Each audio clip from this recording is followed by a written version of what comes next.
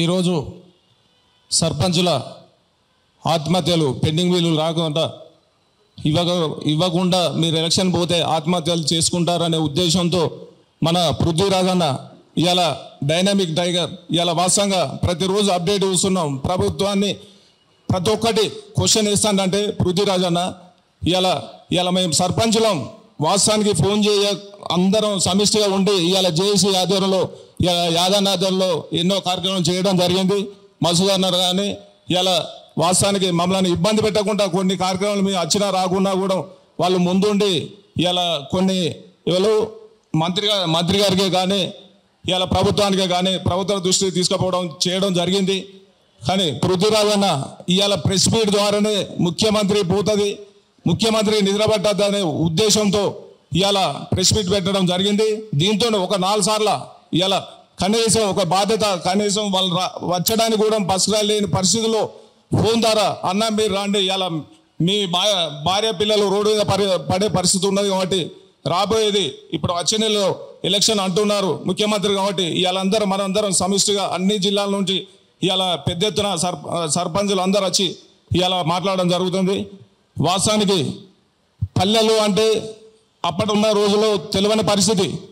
ఇప్పుడు మొన్న మన సత్యన్న గారు వాస్తవానికి ఒక పాట రచించిండు, ఏది పంచాయతీ వచ్చారా పల్లె బాగుపడ్డదిరా అనే ఒక పాట వింటే ఇలా ప్రజలు ఎంతో ఉత్సాహంగా ఉన్నారు.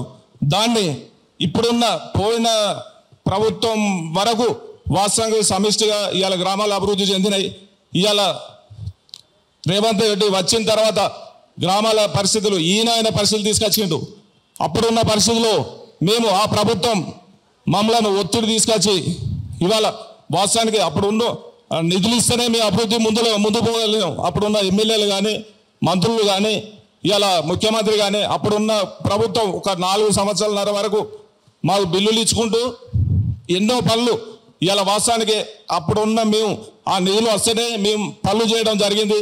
మేము చేసిన పనులకు ఇవాళ పట్టణాలలో ఉన్న ప్రజలందరూ గ్రామాలకు వచ్చి భూములు కొనుక్కొని కోట్లతో ఇవాళ ప్రజలు బాగుపడ్డారు.